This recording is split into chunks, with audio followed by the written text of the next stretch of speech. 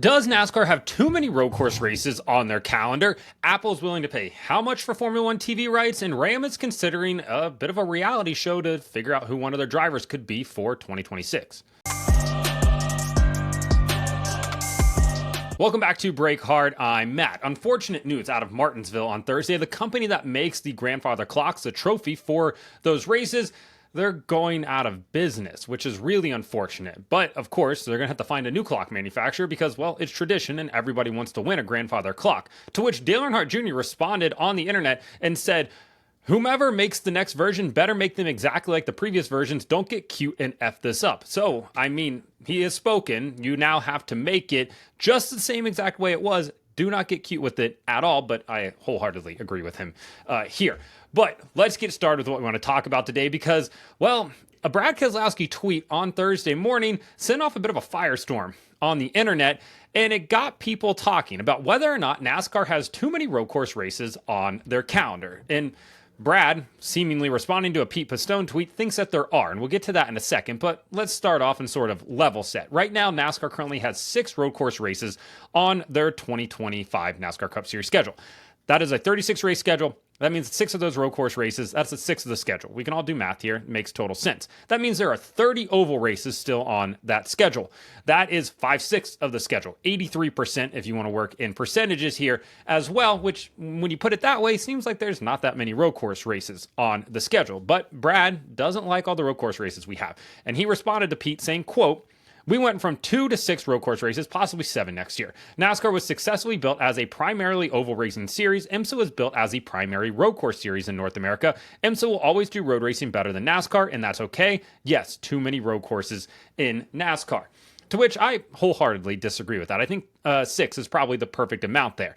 I think going up to 7, 8, anything like that, yeah, that's probably getting excessive at this point, right? But I think a 6 of the schedule is a solid amount. And I said just that much on the internet, and boy, were people upset with me. And they came at me like I said that Game of Thrones is a terrible series, or the fact that their grandmother stinks, or Costco is an awful shopping experience. People took great offense to it. And seemingly people are just upset about, I think, a few different things. One, they don't like to see the SVG domination. People don't like when something new happens, and they think that he's just a one-trick pony, which, as it currently stands, he is, but he is absolutely getting better on ovals.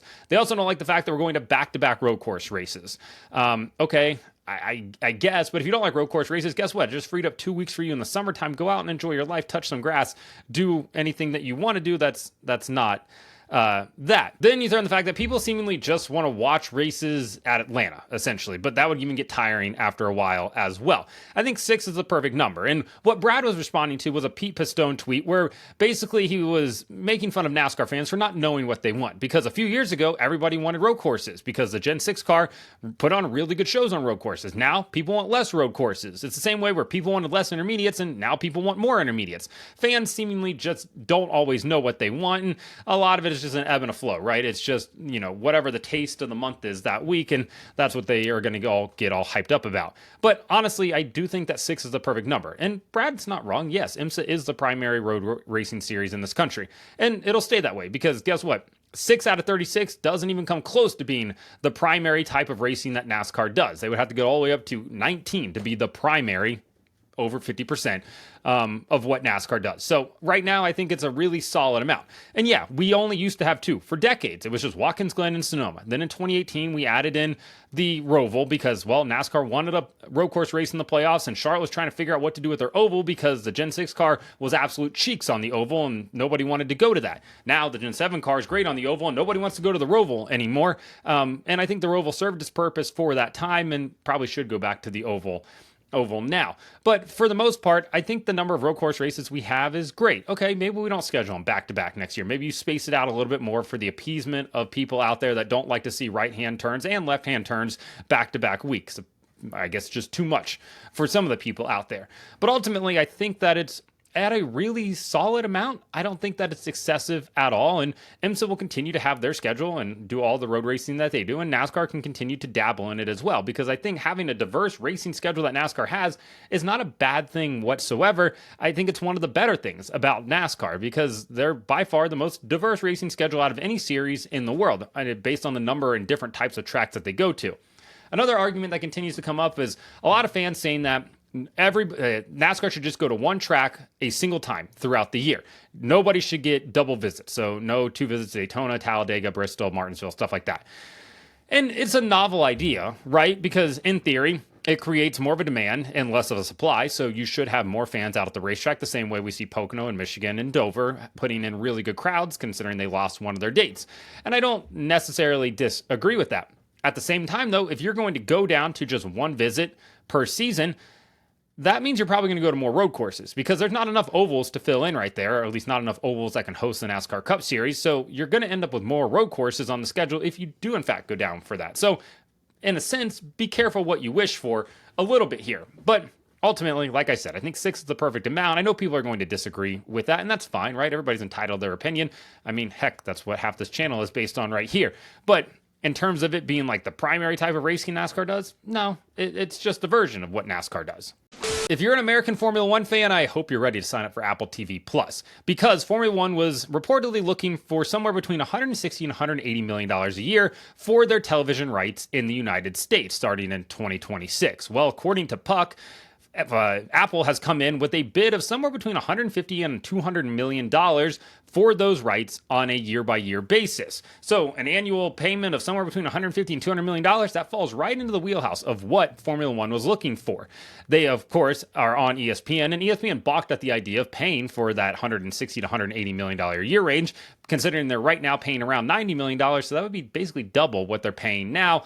And for a series that gets on average 1.3 million viewers, just a slight tick above what the Xfinity series gets, and they're getting $115 million a year from the CW, I don't know if you can justify the, doubling spend there for them. But according to Racer, the two bidders remain ESPN and Apple.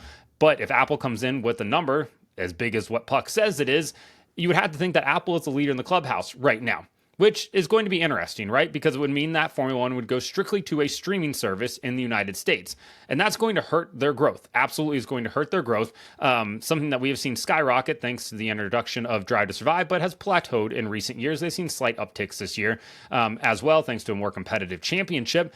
But ultimately, you have to look at it and wonder if it is a viable option if you're going to spend that much money. And I think that's what ESPN is probably trying to kick around right now. Formula One, of course, or Apple is riding the Formula One high, coming off of their Formula One movie that they funded and produced and all the other things from it. They're the studio for that movie. Spent about $300 million on it. They've had great box office success, and maybe now they're trying to cash in on this. But is it going to be like how their MLS coverage is set up, where you have to pay an additional fee on top of your Apple TV Plus subscription to be able to access that content? I would imagine so, at the price point that's being talked about here, just in a way to make your money back. You would almost have to have that be an additional payment. At the same time, I think one of the bigger questions is, will F1 TV survive in the United States? I know there's a ton of F1 TV fans out there in the United States. It costs, like $80 a year for the entire season, which is, in reality, a pretty good deal for the amount of content and things that you get out of it. At the same time, though, Apple is a streaming service. Do they want to compete with the in-house streaming service for Formula One?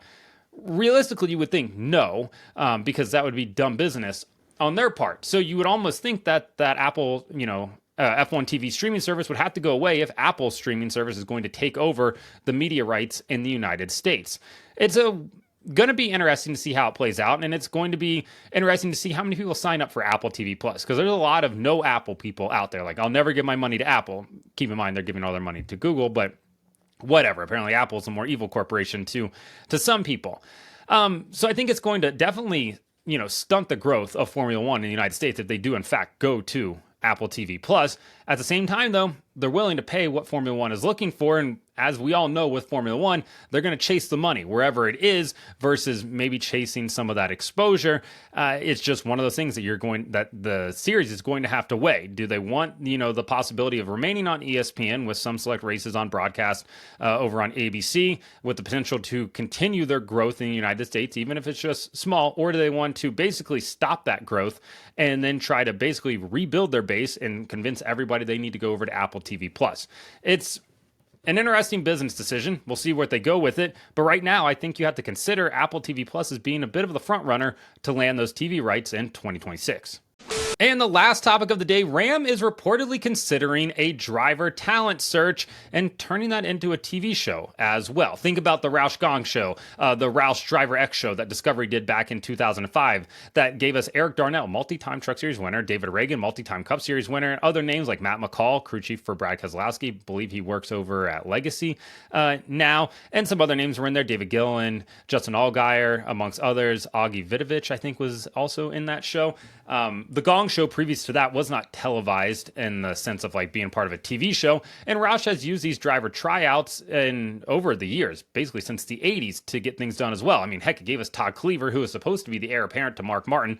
Obviously, that never ended up coming to fruition there, but it's a tool that, Roush has used to some success in the past. Now, according to the Sports Business Journal article, Dana White might be involved with this as well. He, of course, was one of the voices of one of the new Ram commercials that recently came out, and he has obvious history doing the Ultimate Fighter reality show for the UFC, which basically takes some no-name guys, puts them all into a house, and they all fight each other, and then the winner gets like a UFC contract. I don't know if we're going to get all these drivers being put into a house in a reality show type of setting, but hey, Love Island is super popular in the United States right now, so maybe you just do that with a bunch of race car drivers and then have them go out there and try to wheel around a bunch of different cars. Regardless, I like the idea of the concept, and hopefully it does give guys at a short track level, a grassroots level, that don't have the money or the funding to kind of climb the ladder, but definitely have the talent to be able to get an opportunity. Throw a guy like Cletus McFarland in there as well, just from a marketing standpoint, and because he does have aspirations of climbing that NASCAR ladder. And I think you could have a pretty entertaining show and maybe find a talent or two amongst that group. Obviously, there's still going to be other drivers that will be in Ram trucks in 2026, other teams that will be Ram OEM teams as well. But I think this is a fun way to, one, market Ram, two, re-welcome them back into the world of NASCAR. And from a NASCAR standpoint, you can't be upset about it either, because it's, another good thing for the sport to kind of put them out there and be like, hey, yeah, let's see what type of talent we can find from it. Ultimately, Ram has a big task ahead of them. One, just being competitive. Two, marketing themselves. And three, they got to find some drivers still as well. So we'll see if that's what they end up doing, but I think it is a pretty cool possibility, and hopefully something they do at least attempt to try, because I think you could maybe find some diamonds in the rough there, and maybe some guys that, might not pan out for Dodge, but at least get on the radars of other drivers, other teams that are out there, and hey, maybe find their way up to one of NASCAR's 3 National Touring Series sometime in the future. So let me know in the comments what you think about, does NASCAR have too many road courses, the Formula One TV rights, as well as Ram possibly considering a driver tryout show? Like and subscribe to the channel. Follow me on TikTok at BreakHard, Instagram, Twitter, and Facebook at BreakHardBlog.